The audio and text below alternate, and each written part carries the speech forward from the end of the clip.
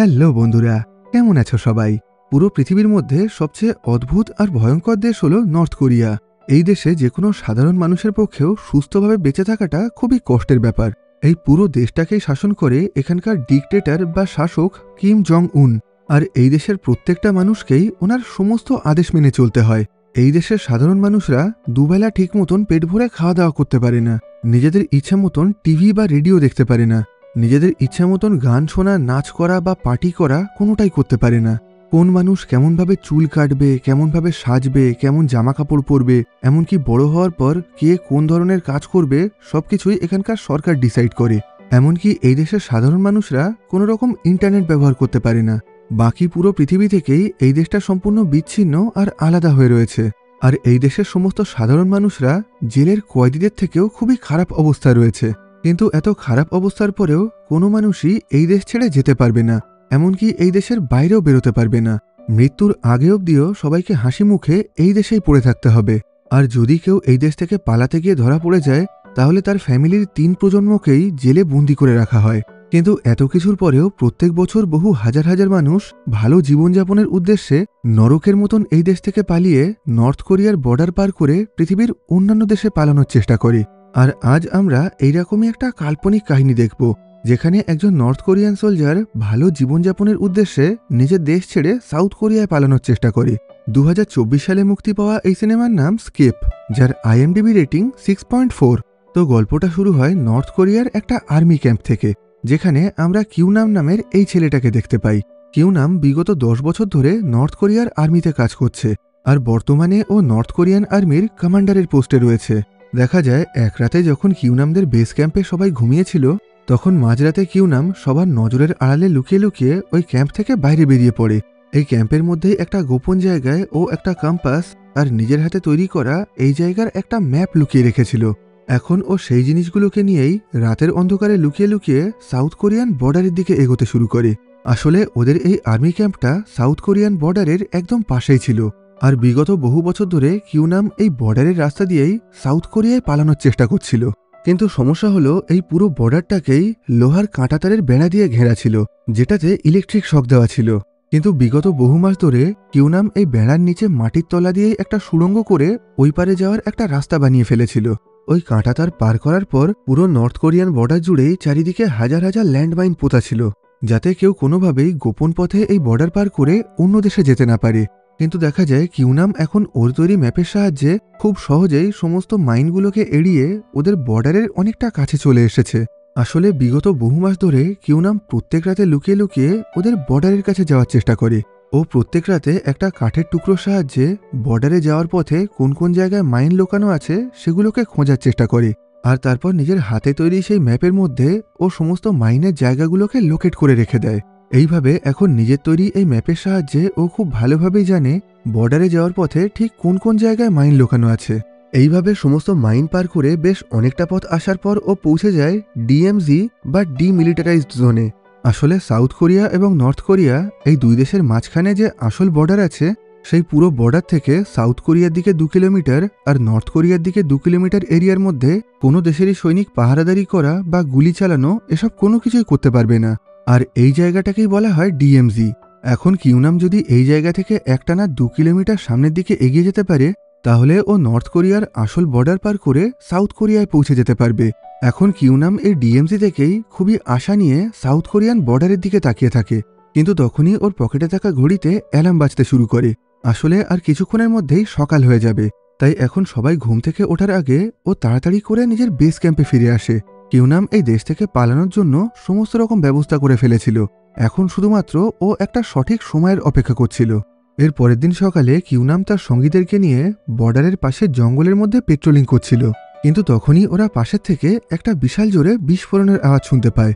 প্রথমের দিকে এই আওয়াজটা শুনে ওরা সবাই খুবই ভয় পেয়ে গেছিল, কিন্তু পরে ওরা লক্ষ্য করে একটা জঙ্গলি শুয়োর ওখানে থাকা ল্যান্ডমাইন বিস্ফোরণের কারণে মারা গেছে। এখন ওরা সবাই ওই শুয়োরটাকে নিজেদের ক্যাম্পে নিয়ে এসে সেটাকে মজা করে খাওয়ার জন্য রান্না করতে শুরু করে। কিন্তু তখনই ওখানে মিলিটারির একজন বড় অফিসার এসে কিউনামকে নিজের অফিসে ডেকে নিয়ে যান। সেখানে দুজন বড় অফিসার কিউনামকে খুবই বকাবকি করে বলতে শুরু করে, তোমরা ওই শুয়োরটাকে বর্ডারের একদম ধারে থেকে তুলে এনেছো, এমনটাও তো হতে পারে ওই শুয়োরের শরীরে বিষ মিশিয়ে ওটাকে আমাদের পাশের দেশ থেকে আমাদের এখানে পাঠানো হয়েছে, আর এখন ওই শুয়োরটা খাওয়ার পরে তোমরা সবাই অসুস্থ হয়ে পড়তে পারো। তোমার এই কাজের জন্য এখন তোমাকে শাস্তি দেওয়া হবে। যেটা শুনে কিউনাম বলে, আমাদের সেনাবাহিনীরা এখানে ঠিকভাবে খেতে পায় না। কিছুদিন আগেই বেশ কিছু সৈনিক ঠিকভাবে খেতে না পেয়ে খুবই দুর্বল হয়ে অসুস্থ হয়ে পড়েছিল। তাই আমি ভাবলাম এই শুয়োরের মাংস খেয়ে হয়তো বাকি সৈনিকরা নিজেদের শরীরে একটু শক্তি ফিরে পাবে। এই কথা শুনে ওই অফিসাররা ওর দিকে তাকিয়ে হাসতে শুরু করে। এরপর দেখা যায় ওই ক্যাম্পের সমস্ত বড় অফিসারেরা মিলে কিউনামদের নিয়ে আসা সেই শুয়োরটাকে খেতে শুরু করেছে। আর এখানে কিউনামকে শাস্তি হিসাবে ওই সমস্ত বড় অফিসারকে খাবার সার্ভ করার দায়িত্ব দেওয়া হয়। এই ঘটনায় কিউনাম ওই বড় অফিসারদের ওপরে খুবই রেগে গেছিল, কিন্তু এই মুহূর্তে ওর পক্ষে কিছুই করা সম্ভব ছিল না। তাই ও চুপচাপ ওদের অর্ডার মতন কাজ করতে শুরু করে। এরপর রাতে খাওয়া দাওয়া শেষ করে কিউনাম একটা ফাঁকা ওয়াচ টাওয়ারের ওপরে উঠে ওর কাছে থাকা একটা রেডিওর সাহায্যে সাউথ কোরিয়ার একটা শো শুনতে শুরু করে। আসলে এই রেডিওর সাহায্যেই ও লুকিয়ে লুকিয়ে সাউথ কোরিয়ার বিভিন্ন খোঁজখবর জানতে পারত। এখন এই রেডিওতে একটা গান শুনতে শুনতে কিউনামের নিজের ছোটবেলার কথা মনে পড়ে যায়। কিউনাম যখন ছোট ছিল তখন ওর বাবাও নর্থ কোরিয়ান আর্মিতে চাকরি করতেন, কিন্তু একদিন একটা যুদ্ধে ওর বাবা মারা যায়। আর এই ঘটনার বেশ কিছু বছর পর যখন কিউনাম একটু বড় হয় তখন ওর মাও মারা যায়, যার ফলে এখন এই পুরো পৃথিবীতে ও পুরোপুরি একা হয়ে গেছিল। ও যখন রেডিওতে গান শুনতে শুনতে ও ছোটবেলার কথা মনে করছিল, তখনই ওখানে ডং ইউক নামে ও দলেরই একজন সৈনিক চলে আসে। ডং ইউক বলে, আমি খুব ভালোভাবেই বুঝতে পারছি তুমি এই দেশ থেকে পালিয়ে সাউথ কোরিয়া যাওয়ার চেষ্টা করছো, আর আমি আগের রাতেই তোমাকে লুকিয়ে লুকিয়ে আমাদের বেস ক্যাম্প থেকে বাইরে বেরোতে দেখেছিলাম। যেটা শুনে প্রথমের দিকে কিউনাম খুবই রেগে গিয়ে ওর সমস্ত কথা অস্বীকার করতে শুরু করে। তখন ডং ইউক বলে, তুমি ভয় পেও না, এই কথাগুলো আমি কাউকেই বলবো না। তুমি শুধু এখান থেকে পালানোর সময় আমাকেও তোমার সাথে করে সাউথ কোরিয়া নিয়ে যেও, কারণ আমার মা আর দিদি অনেক আগেই সাউথ কোরিয়ায় পালিয়ে গেছে। এখন আমি আর একা একা এই দেশে থাকতে চাই না। যেটা শুনে কিউনাম একটু রেগে গিয়ে বলে, তুমি কি পাগল হয়ে গেছো? আমি এই দেশে জন্মেছি আর এই দেশেই মরব। আমি আমার দেশকে খুবই ভালোবাসি, আর আজকের পর তুমি যদি আর কখনোই এই দেশ থেকে পালানোর কথা বলো তাহলে আমি কিন্তু তোমাকে খুবই কঠিন শাস্তি দেব। আসলে প্রত্যেক বছরই বহু মানুষ এই দেশ থেকে পালানোর চেষ্টা করে, সেজন্য এই দেশের সরকার গোপনভাবে এমন বেশ কিছু লোকজনকে কাজে রেখেছে যারা লুকিয়ে লুকিয়ে এটা জানার চেষ্টা করে কে বা কারা এই দেশ থেকে পালানোর চেষ্টা করছে। এখন কিউনাম মনে করেছিল ডং হিউক হয়তো কোনো একটা সরকারি গুপ্তচর, সেজন্য ও ডং হিউকের সামনে কোনো সত্যি কথাই স্বীকার করে না। এর পরের দিন রাতে সবাই যখন ঘুমিয়েছিল তখন হঠাৎ করেই মাঝরাতে বিশাল জোরে সাইরেন বাজার শব্দে সমস্ত সৈনিকের ঘুম ভেঙে যায়। এই সাইরেন বাজার মানে হলো কেউ ওদের বর্ডার পার করে পালানোর চেষ্টা করছে। এখন ঘুম থেকে ওঠার পর কিউনাম লক্ষ্য করে ডং ইউক ওদের বেস ক্যাম্পের মধ্যে নেই, যেটা দেখে কিউনাম খুব ভালোভাবেই বুঝতে পারে ডং ইউক ওর তৈরি করা সেই গোপন ম্যাপ নিয়ে আজ রাতেই এখান থেকে সাউথ কোরিয়ায় পালানোর চেষ্টা করছে। এখন পুরো ক্যাম্পের মধ্যে সমস্ত সৈনিক চারিদিকে তল্লাশি চালাতে শুরু করে দেয়, কিন্তু কিউনাম বাকি সমস্ত সৈনিকের থেকে আলাদা হয়ে ওর তৈরি করা সে ম্যাপের রাস্তা বরাবর সরাসরি বর্ডারের কাছে পৌঁছে যায়। দেখা যায় ডং ইউক সেখানে কাঁটাতারের বেড়া টপকিয়ে ডিএমজিতে ঢোকার চেষ্টা করছে, কিন্তু তখনই কিউনাম ওকে আটকে দিয়ে বলে, আজ এখান থেকে পালানোর জন্য সঠিক সময় না। আমরা কিছুদিন পরে একটা ভালো সময় আর সুযোগ বুঝে এখান থেকে পালিয়ে যাব। তাই এখন কেউ এখানে চলে আসার আগেই তুমি আমার সঙ্গে বেস ক্যাম্পে ফিরে চলো। কিন্তু ডং ইউক কোনোভাবেই এখান থেকে ফিরে যেতে চাইছিল না, যে কারণে ওদের দুজনের মধ্যে একটু কথা কাটাকাটি শুরু হয়ে যায়। এসব কিছুর মধ্যেই ওখানে আর্মির বেশ কিছু বড় অফিসার অনেকগুলো সৈনিক নিয়ে চলে আসে, আর তারা এদের দুজনকে গ্রেফতার করে নেয়। আসলে ওই অফিসারেরা মনে করেছিল কিউনাম আর ডং ইউক এই দুজনই হয়তো এখান থেকে পালানোর চেষ্টা করছিল। এরপর এদের দুজনের হাত পা বেঁধে এদেরকে প্রচণ্ড নৃশংসভাবে মারধর করা হয়, যে কারণে এরা দুজনেই প্রচণ্ড আহত হয়ে গেছিল, আর এদের সমস্ত শরীর থেকেই রক্ত বেরোচ্ছিল। এরপর একজন বড় অফিসার ওদেরকে প্রশ্ন করে, তোমরা এখান থেকে পালিয়ে কোথায় যেতে চাইছিলে, আর তোমাদের মধ্যে থেকে এই ম্যাপটা কে তৈরি করেছে? এটা সেই ম্যাপ ছিল যেটাকে কিউনাম বহু মাস ধরে কষ্ট করে তৈরি করেছিল। এই ম্যাপের মধ্যে বর্ডারের আশেপাশে থাকা সমস্ত ল্যান্ডমাইনের জায়গাগুলো মার্ক করা ছিল। যেটা শুনে ডংইও কিছুক্ষণ চুপ করে থাকার পর বলে, এই ম্যাপটাকে আমি তৈরি করেছি, আর আমি একা একাই এই দেশ থেকে পালিয়ে সাউথ কোরিয়ায় যেতে চাইছিলাম। এখানে কিউনামের কোনো দোষ নেই। এই কথা শুনে কিউনাম খুবই অবাক হয়ে ওর দিকে তাকিয়ে থাকে। এখানে কিউনামের জীবন বাঁচানোর জন্য ডং ইউক সমস্ত দোষ নিজের ওপরে নিয়ে নিয়েছিল। এদিকে এই বর্ডার থেকে বেশ কিছু সৈনিকের পালানোর খবর শুনে এখানে নর্থ কোরিয়ান সেনাবাহিনীর খুবই বড় একজন অফিসার চলে আসে। এনার নাম ছিল মেজর লি হিউন। এখন আগের দিনের সমস্ত ঘটনা শোনার পর লি হিউনের মনে হতে লাগে নামকিউন হয়তো আগের দিন সেই সৈনিককে ধরার চেষ্টা করছিল যে এই দেশ থেকে পালাতে চাইছিল, আর এখন এই জন্য নামকিউনকে আবার ও চাকরিটা ফিরিয়ে দেওয়া হয়, আর এই দেশ থেকে পালানোর চেষ্টা করার অপরাধে ডং হিউককে জেলে বন্দি করে রাখা হয়। এখন কিউনামের কাছে খুশি হয়ে লি হিউন ওকে নিজের সাথে করে নিয়ে যেতে শুরু করে। রাস্তায় যাওয়ার পথে লি হিউন বলে, তোমার বাবা খুবই ভালো একজন সৈনিক ছিলেন, উনি যুদ্ধ করতে গিয়ে এই দেশের জন্য নিজের প্রাণ দিয়েছেন, আর আজকে ওনার মতন ভাবে তুমিও একজন দেশদ্রোহীকে ধরতে সাহায্য করেছো। তোমার এই ভালো কাজের জন্য আমি তোমাকে প্রমোশন দেওয়ার চেষ্টা করব। এখানে কিউনাম আর লিহিউনের কথা শুনে বোঝা যায় ওরা দুজন একে অপরকে আগে থেকেই খুব ভালোভাবে চিনত। এখানে এই সমস্ত কথা শুনে কিউনাম ভিতরে ভিতরে খুবই ভয় পেতে শুরু করে। এরপর লিহিউন ওকে নিয়ে সেনাবাহিনীর একটা পার্টিতে চলে যায়, যেখানে নর্থ কোরিয়ান সেনাবাহিনীর সমস্ত বড় বড় অফিসারেরা ছিল, যেখানে কিউনামের ওই কাজের জন্য ওকে সম্মান জানিয়ে ওকে প্রমোশন দেওয়া হয়। এখন ও আগের থেকে একটু বড় র্যাঙ্কের অফিসার হয়ে গেছিল, কিন্তু এই ঘটনায় কিউনাম মোটেও খুশি ছিল না, কারণ এই হায়ার র্যাঙ্কে প্রমোশন হওয়ার জন্য এখন থেকে আরও বেশি লোক ওর উপরে নজরদারি করবে, যে কারণে এখন ওর পক্ষে এই দেশ ছেড়ে পালানো আরও বেশি কঠিন হয়ে যাবে। এখন এই নতুন পোস্টে প্রমোশন হওয়ার পর কিউনামকে বেশ কিছু ফর্ম ফিল আপ করতে হয়, কিন্তু এখানেই ও সবার নজরের আড়ালে লুকিয়ে লুকিয়ে নিজের জন্য একটা নকল আইডি কার্ড বানিয়ে নেয়। আসলে কিউনাম আজকের মধ্যেই এই দেশ থেকে পালাতে চাইছিল, আর এখান থেকে যাওয়ার আগে ও ডং হিউকেও নিজের সাথে নিয়ে যেতে চাইছিল, যে বর্তমানে একটা জেলের মধ্যে বন্দী হয়ে আছে, আর ওকে জেল থেকে বের করার জন্যই এখন কিউনাম এই নকল আইডি কার্ডটা বানিয়েছিল। অন্যদিকে দেখা যায় ওই পার্টির মধ্যে বেশ কিছু লোকজন লি হিউনকে পিয়ানো বাজাতে বলছে। আসলে আর্মি জয়েন করার আগে লি হিউন খুব ভালো পিয়ানো বাজাতো, ও নিজের দেশের হয়ে অনেক পিয়ানো কম্পিটিশনে অংশগ্রহণ করেছিল। এখন সবাই রিকোয়েস্ট করার পর লি হিউন ওই পার্টির মধ্যে পিয়ানো বাজাতে শুরু করে। এদিকে এতক্ষণে কিউনামও নিজের সমস্ত ফর্ম ফিল আপ করে ওই পার্টিতে ফিরে আসে। সেখানে আসার পর ও লক্ষ্য করে লি হিউন তখন পিয়ানো বাজাতে ব্যস্ত ছিল।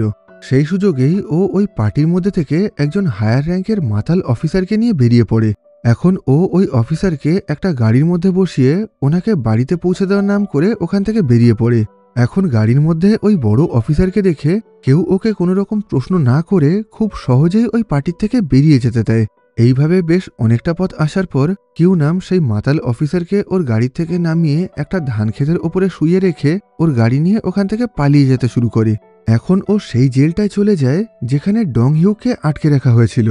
কিউনাম এখানে নিজের তৈরি সেই নকল আই কার্ডটা দেখিয়ে নিজেকে খুবই বড় একজন অফিসার হিসেবে পরিচয় দেয়। কিউনাম বলে ও খুবই গোপন একটা মিশনের জন্য এখানে এসেছে। ওর কাজ হলো ডং হিউকে এই জেল থেকে বের করে অন্য একটা নতুন জেলে নিয়ে যাওয়া।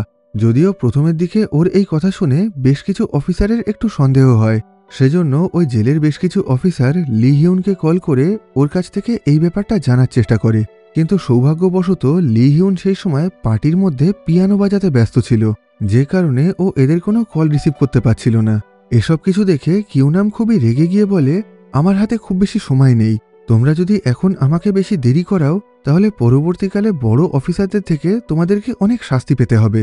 এই কথা শুনে এখন বাকি অফিসারেরা ভয় পেয়ে গিয়ে ওর কথায় বিশ্বাস করতে শুরু করে, যে কারণে এখন ডং হিউকে ওর কাছে ফিরিয়ে দেওয়া হয়। এখানে কিউনামের সমস্ত কথা শুনে ওখানে থাকা একজন লোয়ার র্যাঙ্ক অফিসারের একটু সন্দেহ হয়, সেজন্য ওই অফিসারটা বলে, আপনার সিকিউরিটির জন্য আমিও আপনার সাথে যেতে চাই। এই কথা শুনে কিউনাম খুবই ঘাবড়ে গেছিল, কিন্তু এখন যদি ও ওই অফিসারকে বারণ করে দেয় তাহলে বাকি সবাই ওর উপরে আরও বেশি সন্দেহ করবে, সেজন্য এখন ও ওই অফিসারের কথায় রাজি হয়ে যায়। এখন ওই গাড়ির মধ্যে কিউনাম আর ডং হিউকের সাথে ওই জেলের মধ্যে থেকে আরও দুজন অফিসার ছিল। রাস্তায় যাওয়ার পথে ওই অফিসারটা আরও একবার লি হিউনকে কল করে। এখন ওই অফিসারের কাছ থেকে সবকিছু শোনার পর লি হিউন এদের সবাইকে নিয়ে আবার জেলে ফিরে যেতে বলে। এর মধ্যেই কিউনাম আর ডং হিউক সুযোগ বুঝে ওই দুজন অফিসারের ওপরে আক্রমণ করে দেয়, আর এখন ওদের হাতাহাতিতে ওই গাড়িটা রাস্তা থেকে নেমে পাশের একটা ফাঁকা মাঠের ওপরে উল্টে পড়ে। এই ঘটনায় ওই অফিসার দুজন মারা গেলেও কিউনাম আর ডং হিউক বেঁচে ছিল, কিন্তু এখন এই অ্যাক্সিডেন্টের কারণে ওরা দুজন খুবই আহত হয়ে গেছিল। এখন ওরা দুজন কোনো রকমে নিজেদের হুঁশ সামলিয়ে একটু সুস্থ হয়ে ওঠার আগেই দূর থেকে বেশ কিছু লোকজন ওদের উপরে এলোপাতাড়ি গুলি চালাতে শুরু করে। আসলে এতক্ষণে লি হিউন নিজের সমস্ত দলবল নিয়ে ওখানে চলে এসেছিল। এখন এরা দুজন কোনো রকমে ওই উল্টে যাওয়া গাড়ির পিছনে লুকিয়ে লুকিয়ে নিজেদের জীবন বাঁচানোর চেষ্টা করে। এখন কিউনাম ওখানে মারা যাওয়া সেই দুজন অফিসারের রক্ত নিজের মুখে লাগিয়ে মাটিতে শুয়ে পড়ে। দূর থেকে এটা দেখে লি হিউন মনে করেছিল ও হয়তো মারা গেছে, যে কারণে এখন ও গুলি চালানো বন্ধ করে দেয়। এখন ও কিউনামের মৃতদেহটা কাছের থেকে দেখার জন্য গাড়ি নিয়ে ওর দিকে এগোতে শুরু করে। আর এই সুযোগেই কিউনাম আর ডং হিউক তাড়াতাড়ি করে ওখান থেকে ছুটে পালিয়ে পাশে থাকা একটা নদীর জলে ঝাঁপ মারে। এইভাবে নদীর জলে বেশ অনেকটা পথ ভেসে আসার পর ওরা যখন পাড়ে উঠে আসে, তখন ওদেরকে বেশ কিছু অচেনা লোকের একটা দল চারিদিক দিয়ে ঘিরে ধরে। আসলে এটা একটা যাযাবর দল ছিল, আর এরা সবাই পাহাড় আর জঙ্গলের মধ্যে লুকিয়ে লুকিয়ে দেশের সেনাবাহিনী আর সরকারের বিরুদ্ধে লড়াই করত। এখন এদের শরীরে নর্থ কোরিয়ান সেনাবাহিনীর ইউনিফর্ম দেখে ওই লোকগুলো এদেরকে গুলি করে মেরে ফেলার চেষ্টা করে।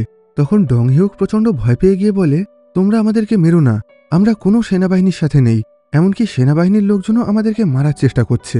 আর তাছাড়া একটু আগেই আমি জেল থেকে ছাড়া পেয়েছি, তাই এখন আমি একটু ভালো করে বাঁচতে চাই। এই কথা শুনে ওদের মধ্যে থেকে একটা মেয়ে ওকে প্রশ্ন করে, তুমি কি ওই জেলের মধ্যে সাঙ্গু নামের কোনো ছেলেকে দেখেছিলে? ডং হিউক বলে, ওখানে আমি এই নামের কাউকেই দেখিনি, কিন্তু জেলের মধ্যে আমার পাশের সেলেই কোকড়ানো চুলের একটা ছেলে ছিল, যে সবসময় কান্নাকাটি করে নিজের দিদির কথা বলতো। এই কথা শুনে ওই দলের প্রত্যেকেই খুবই খুশি হয়। এখন ওরা এদের দুজনকে না মেরে এদেরকে নিজেদের সাথে নিজেদের গোপন ঠিকানায় নিয়ে যায়। সেখানে ওই দলের লিডার এদের দুজনকে বলে, আমাদের প্রত্যেককেই কোনো না কোনো অপরাধের কারণে আমাদের গ্রাম থেকে বের করে দেওয়া হয়েছে। তারপর থেকে আমরা সবাই মিলে একসাথে বহু বছর ধরে এই জঙ্গল আর পাহাড়ের মধ্যেই নর্থ কোরিয়ান সরকার আর সেনাবাহিনীর কাছ থেকে লুকিয়ে আছি। কিন্তু কিছুদিন আগেই নর্থ কোরিয়ান সেনাবাহিনী আমাদের দলের একজন সদস্যকে ধরে নিয়ে গিয়ে জেলে বন্দি করে রেখে দেয়। সেই ছেলেটার নাম হলো সাঙ্গু। আর একটু আগে আমরা তার ব্যাপারেই তোমাদের কাছ থেকে খোঁজ নিচ্ছিলাম। আমরা মনে করেছিলাম এতদিনে হয়তো ওকে মেরে ফেলা হয়েছে, কিন্তু এখন ওর বেঁচে থাকার খবরটা শুনে আমাদের খুবই ভালো লাগছে। যেটা শুনে ডং হিউক বলে, তোমরা চাইলে এখন ওই ছেলেটাকে জেল থেকে বাঁচিয়ে আনতে পারো। আমি ওই জেলের মধ্যে ঢোকার একটা গোপন রাস্তা জানি, যেখান থেকে তোমরা সমস্ত সিকিউরিটি গার্ডের নজরের আড়ালে খুব সহজেই ওই ছেলেটাকে জেল থেকে বের করে আনতে পারবে। এই কথা বলেই সাঙ্গু ওদেরকে জেলের ভিতরে যাওয়ার গোপন রাস্তাটা বোঝাতে শুরু করে। এরা সবাই যখন নিজেদের মধ্যে কথা বলছিল, তখনই ওখানে বেশ অনেকগুলো নর্থ কোরিয়ান সৈনিক এসে এই পুরো জঙ্গলটাকে চারিদিক দিয়ে ঘিরে ধরে। আসলে এখন এই সৈনিকরা এখানে কিউনাম আর ডং হিউককে খোঁজার জন্য এসেছিল। এটা দেখে এখন এরা সবাই ওই জঙ্গলের মধ্যে বিভিন্ন গাছ আর ঝোপের আড়ালে লুকিয়ে পড়ে। কিন্তু এইভাবে এখানে বেশিক্ষণ লুকিয়ে থাকা সম্ভব না, কারণ ওই সৈনিকরা আস্তে আস্তে এদের দিকে এগিয়ে আসছিল। যেটা শুনে কিউনাম আর ডং হিউক বাকি সবার থেকে বেশ অনেক দূরে অন্যদিকে গিয়ে হাওয়ায় গুলি চালাতে শুরু করে। যে আওয়াজ শুনে সমস্ত নর্থ কোরিয়ান সৈনিকরা আস্তে আস্তে ওদের দিকে এগোতে শুরু করে। এই সুযোগে ওই যাযাবর দলের বাকি লোকজন ওখান থেকে একটা সুরক্ষিত জায়গায় চলে যায়। এদিকে এসব কিছুর মধ্যে কিউনাম আর ডং হিউকও ওখান থেকে অনেক দূরে একটা সুরক্ষিত জায়গায় চলে আসে। কিন্তু ওই জঙ্গল থেকে পালানোর সময় ডং হিউকের পায়ে একটা গুলি লেগে ও খুবই আহত হয়ে যায়। কিন্তু তারপরেও ওরা দুজন কোনো রকমে খোঁড়াতে খোঁড়াতে সাউথ কোরিয়ার বর্ডারের কাছে চলে আসে। এখন কিউনাম আর ডং হিউক দুজনেই খুবই খুশি ছিল। ওরা মনে করেছিল এখন এই বর্ডারটা পার করে ওরা খুব সহজেই এখান থেকে সাউথ কোরিয়ায় চলে যেতে পারবে। এদিকে দেখা যায় লি হিউন আগে থেকেই ওই বর্ডারের পাশে একটা উঁচু টাওয়ারের ওপরে একটা স্নাইপার বন্দুক নিয়ে এদের আসার জন্য অপেক্ষা করছিল। আসলে লি হিউন খুব ভালোভাবেই জানতো এখন ওরা দুজন এই বর্ডার থেকে এই দেশ ছেড়ে পালানোর চেষ্টা করবে। এদিকে এরা দুজন যখন রাতের অন্ধকারে লুকিয়ে লুকিয়ে ওই বর্ডারের কাঁটাতারের বেড়া পার করার চেষ্টা করে, তখনই লি হিউন ওই ওয়াচ টাওয়ারের বিশাল আলোর সাহায্যে ডং হিউককে স্নাইপারের সাহায্যে গুলি করে মেরে ফেলে। মারা যাওয়ার আগে ডং হিউক কিউনামকে একটা লকেট দিয়ে বলে, তুমি যদি সাউথ কোরিয়ায় পৌঁছাতে পারো তাহলে এই লকেটটা আমার মাকে দিয়ে দিও। আজ থেকে দুদিন পরে আমার মায়ের জন্মদিন, সেজন্য আমি নিজের হাতে আমার মাকে এই উপহারটা দিতে চেয়েছিলাম, কিন্তু এখন আমার সেই ইচ্ছাটা আর পূরণ হবে না। এই কথাটা বলতে বলতেই ও কিউনামের চোখের সামনে মারা যায়। এই ঘটনায় কিউনাম প্রচণ্ড রেগে গেছিল। এখন ও যেন আর কোনোভাবেই মৃত্যুকে ভয় পাচ্ছিল না। এখন ও সবার আগে নিজের কাছে থাকা বন্দুকের সাহায্যে ওই বর্ডারের আশেপাশে থাকা সমস্ত ওয়াচ টাওয়ারের লাইটগুলোকে ভেঙে ফেলে, যাতে লি হিউন ওকে আর কোনোভাবেই দেখতে না পায়। এরপর ও ওই জায়গা থেকে দৌড়াতে দৌড়াতে সামনের দিকে এগিয়ে যায়। আর এইভাবে কিছুক্ষণের মধ্যেই ও সেই জায়গায় পৌঁছে যায় যেখানে মাটির নিচে মাইন লোকানো ছিল। এখন ও কোনোরকমভাবে নিজের জীবনের পরোয়া না করে ওই মাইনের মাঝখান দিয়েই ছুটে ছুটে সামনে এগোতে শুরু করে। আসলে এতদিন ধরে এই জায়গা দিয়ে যাওয়া আসা করতে করতে এই এলাকায় কোন কোন জায়গায় মাইন পোতা আছে সেই সম্পর্কে ওর খুব ভালোভাবেই ধারণা হয়ে গেছিল। এদিকে দেখা যায় লি হিউন এখন কোনোভাবেই ওকে ছাড়তে চাইছিল না। সেজন্য ও কিউনামের পিছন পিছন ওই মাইন ভর্তি এলাকায় চলে আসে। আর এরপর ও নিজের পুরো দলবলকে নিয়ে ওই মাইনের মধ্যে দিয়ে এগোতে শুরু করে। কিন্তু সেখানে একটুখানি এগোনোর পরেই ওদের মধ্যে থেকে একজন সৈনিক মাইন বিস্ফোরণের কারণে মারা যায়, যেটা দেখে বাকি সবাই খুবই ভয় পেয়ে গেছিল। এখন আর কেউই এই রাস্তা দিয়ে সামনে এগোতে চাইছিল না, যে কারণে এখন লি হিউন একা একাই কিউনামকে ধরার জন্য এগোতে শুরু করে। এদিকে দেখা যায় কিছুক্ষণের মধ্যেই সকাল হতে শুরু করেছে, কিন্তু এখানে ভোরের আলো পুরোপুরি ফুটে ওঠার আগেই কিউনাম ওই মাইন ভর্তি জায়গাটা পার করে চলে আসে। এখন ও জোরে জোরে দৌড়াতে দৌড়াতে সাউথ কোরিয়ার বর্ডারের একদম কাছে চলে আসে। আর এইভাবেই ও কিছুক্ষণের মধ্যে দুই দেশের বর্ডারের মাঝখানে থাকা ডিমিলিটারাইজড জোনে চলে আসে। নিয়ম অনুযায়ী ওই দুই দেশের কোনো সৈনিকই এখানে পাহারাদারি করা, গুলি চালানো বা কোনো রকম মিলিটারি অ্যাক্টিভিটি করতে পারবে না। এখানে আসার পর একটু দূরেই কিউনাম বেশ কিছু সাউথ কোরিয়ান সৈনিককে দেখতে পায়, যেটা দেখে ও খুবই খুশি হয়ে ওদের দিকে এগোতে শুরু করে। কিন্তু তখনই পিছন থেকে লি হিউন এসে ওর মাথায় বন্দুক ঠেকিয়ে ওকে বলে, তুমি এখনই আমার সঙ্গে ফিরে চলো, তোমার এই অপরাধের জন্য আমি তোমার শাস্তি অনেকটা কমিয়ে দেব। আর তুমি যেমনটা ভাবছো সাউথ কোরিয়া মোটেও তেমন ভালো না, ওখানে গেলে তুমি মোটেও ভালো থাকতে পারবে না। আসলে লি হিউন ওকে নিজের ছোট ভাইয়ের মতন ভালোবাসত, আর সেজন্যই এখন ও কিউনামকে না মেরে ওকে নিজের সাথে ফিরিয়ে নিয়ে যেতে চাইছিল। কিন্তু কিউনাম ওর সঙ্গে যেতে রাজি হয় না। ও বলে, তুমি আমাকে মেরে ফেললেও আমি আর নর্থ কোরিয়ায় ফিরে যাব না। এই কথা শুনে লি হিউন ওর ওপরে খুবই রেগে গিয়ে ওকে মারতে শুরু করে। আর এইভাবে একটা সময় ওরা দুজন মারামারি করতে করতে খুবই দুর্বল হয়ে পড়ে। এরপর কিউনাম বলে, আমি নিজের বাকি জীবনটা নিজের ইচ্ছা মতন কাটাতে চাই, আর এখন আমার একমাত্র ইচ্ছা হলো সাউথ কোরিয়ায় যাওয়া। তাই এখন তুমি আমাকে আর কোনোভাবেই আটকানোর চেষ্টা করো না। এই কথা বলেই ও আস্তে আস্তে সাউথ কোরিয়ান বর্ডারের দিকে এগিয়ে যায়। এই বর্ডারের মাঝখানেই একটা বাক্সের মধ্যে একটা টেলিফোন রাখা ছিল। আসলে যদি কেউ নর্থ কোরিয়া থেকে পালিয়ে সাউথ কোরিয়ায় আসার চেষ্টা করে, তাহলে এই টেলিফোনের সাহায্যে তারা সাউথ কোরিয়ান সেনাবাহিনীর কাছে সাহায্য চাইতে পারবে। এখন কিউনাম এই টেলিফোনের সাহায্যে সাউথ কোরিয়ান সেনাবাহিনীর কাছে সাহায্য চেয়ে ওদের দেশে যাওয়ার অনুমতি চায়। কিন্তু এসব কিছুর মধ্যেই পিছন দিক থেকে লি হিউন ওর পায়ে গুলি করে ওকে আহত করে দেয়। আর ও বারবার চিৎকার করে কিউনামকে ওই দেশে যেতে বারণ করে, কিন্তু কিউনাম ওর কোনো কথাই শুনতে চাইছিল না। ও কোনো রকমে খোঁড়াতে খোঁড়াতে সামনে থাকা একটা টানেলের মধ্যে ঢুকে পড়ে। এই টানেলের অর্ধেক অংশ নর্থ কোরিয়ায় ছিল আর অর্ধেকটা ছিল সাউথ কোরিয়ায়। আর এই টানেলের একদম মাঝখানেই একটা লাইন টানা ছিল, যে লাইনটা পার করতে পারলেই কিউনাম অফিসিয়ালি সাউথ কোরিয়ায় পৌঁছে যেতে পারবে। এদিকে পিছন থেকে লি হিউনও ওর দিকে গুলি চালাতে চালাতে এগিয়ে আসতে শুরু করে। আর ওই লাইনটা পার করার আগেই ও পিছন দিক থেকে কিউনামের পিঠে একটা গুলি করে দেয়, যে কারণে ও খুবই আহত হয়ে মাটিতে পড়ে যায়। কিন্তু তারপরেও ও নিজের শরীরের সমস্ত শক্তি দিয়ে ওর সামনে থাকা সেই লাইনটাকে পার করার চেষ্টা করে। আর এইভাবে ও বহু কষ্ট করে কোনো রকমে সেই লাইনটাকে ছুঁয়ে ফেলে। পাশে থেকে লি হিউন দাঁড়িয়ে দাঁড়িয়ে এই পুরো ঘটনাটাই খুব ভালোভাবে দেখছিল। এখন ও চাইলেই কিউনামকে গুলি করে মেরে ফেলতে পারত, কিন্তু ওর এত ইচ্ছাশক্তি আর জেদ দেখে লি হিউন ওকে ছেড়ে দেয়। এখন ও চোখে জল নিয়ে কিউনামকে বলে, ঠিক আছে, তুমি নিজের বাকি জীবনটা নিজের ইচ্ছা মতন বেচো। আর এই কথা বলেই ও খুবই মন খারাপ করে নিজের দেশে ফিরে যেতে শুরু করে। এদিকে এতক্ষণে ওখানে সাউথ কোরিয়ান সৈনিকরা এসে কিউনামকে নিজেদের সাথে করে নিয়ে যায়। এই ঘটনার বেশ কিছু মাস পর কিউনাম ডং হিউকের মা আর দিদির সঙ্গে দেখা করে, যারা বেশ অনেক আগেই সাউথ কোরিয়ায় পালিয়ে এসে এখানেই থাকত। এখন কিউনাম ডং হিউকের মাকে সেই লকেটটা দিয়ে দেয়, যেটা ডং হিউক মারা যাওয়ার আগে ওকে দিয়েছিল। এখন ও ডং হিউকের মা আর দিদির সঙ্গে একসাথে খাওয়া দাওয়া করে খুব ভালো একটা সময় কাটায়। কিন্তু ডং হিউকের মারা যাওয়ার ব্যাপারে ও এদেরকে কিছুই জানায় না। ও বলে ডং হিউক এখনো নর্থ কোরিয়াতে খুব ভালোই আছে। যে কথা শুনে ডং হিউকের মা আর দিদি মনে মনে অনেকটা নিশ্চিন্ত হয়। এরপর কিউনাম সাউথ কোরিয়ায় নিজের একটা নতুন ব্যবসা শুরু করে সেখানে খুবই ভালোভাবে থাকতে শুরু করে। বিগত বহু বছর ধরে দেখে আসা নিজের স্বপ্নটাকে এখন ও খুব ভালোভাবেই পূরণ করছিল। আর এখানেই এই সিনেমার গল্পটা শেষ হয়। তো আজকের মতন এই ভিডিওটাকে এখানেই শেষ করছি। ভিডিওটা তোমাদের কেমন লাগলো কমেন্ট বক্সে জানিও। ভালো লাগলে লাইক করো, আর খারাপ লাগলে অবশ্যই ডিসলাইক করো। আবার দেখা হবে পরবর্তী ভিডিওতে।